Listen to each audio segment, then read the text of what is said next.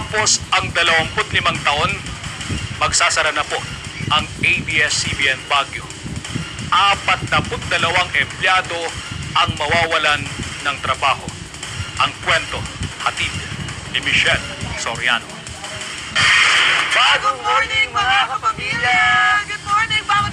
Tuwing tumutungtong sa makulay na set ng Bagong Morning Kapamilya o BMK, laging puno ng siglang humaharap sa kamera si Marky Hora.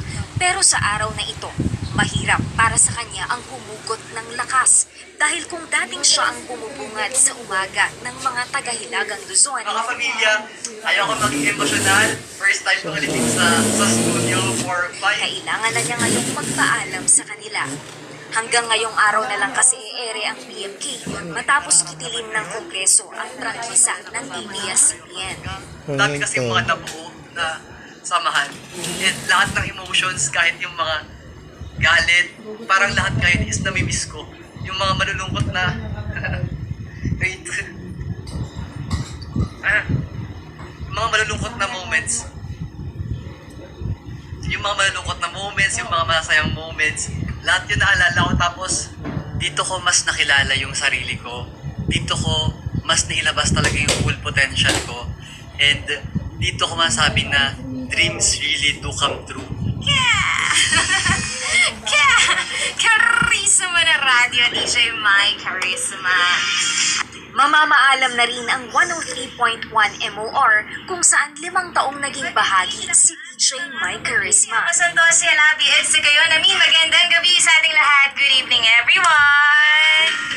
Ang pinakamahal kong aspeto ng trabaho ko is yung unexpectedly, you could inspire people in just a snap of a finger.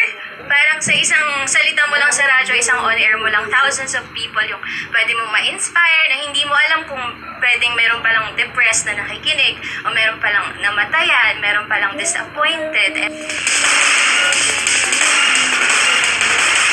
Magandang hapon mga kapamilya. Huling araw din ng paghahatid ng balita ng TV Patrol North Luzon na humubog sa maraming patrol ng Pilipino, kabilang ang ngayon news chief ng ABS-CBN Baguio na si Myra Wallis Nuwarin.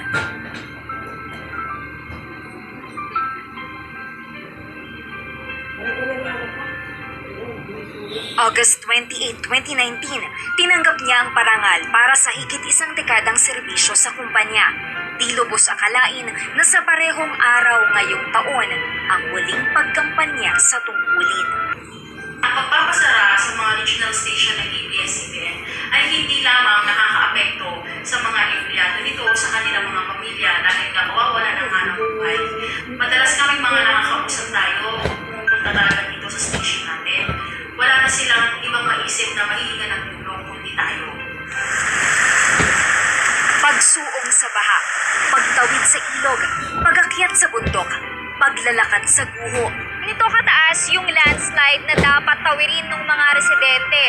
Lahat ito kasama sa trabaho. Sa umabot na sa higit 400 millimeters. Alvin, dahil sa malakas na hangin at ulan, umabot na sa higit 5 ang naitalang landslide. Karamihan sa mga pamilya dito may kaanak na sundalo. Isang patunay na ang mga taga-Kalinga. Kahapon mula sa ilog na ito ay umabot ang tubig baha hanggang dito. Pero sa ngayon, humupa na.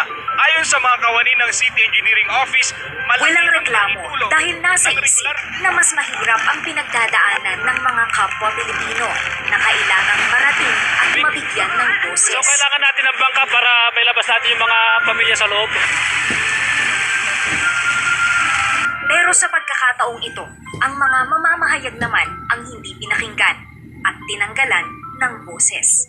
Yes, pag hawak mo na yung mic, parang iba na yung pakiramdam mo na parang ang laki ng responsibility na hawak mo. And sa family ko, malaking naitulong ng ABS-CBN kasi natulong ako makapag-narinig ko pa rin po. Tapos, kapag may kailangan sila, mama, papa, ayun, nakakapag-provide ako. So, bukod dun sa experience na natututunan ko, gano'n, natutulungan din ako ng ABS-CBN financially. Kasi, hindi ka naman na makakahanap ng ibang kumpanya na ganun ka-generous. magbigay ng benefits. Sa profesyong ito, natutunan ni Micaela na siyasatin o beripikahin ang bawat natatanggap na impormasyon.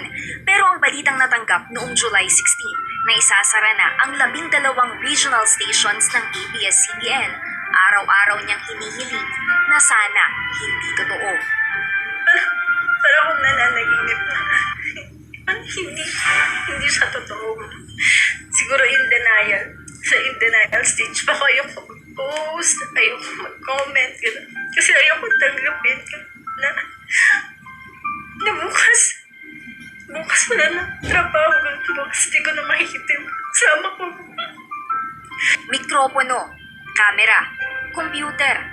Bawat isa sa istasyong ito may hawak na instrumento para makapaghatid ng balita.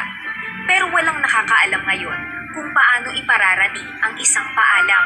Kaya para sa aming mga kapamilya na patuloy na sumuporta, isang walang hanggang pasasalamat dahil sa karangalang makapagtrabaho in the service of the Filipino.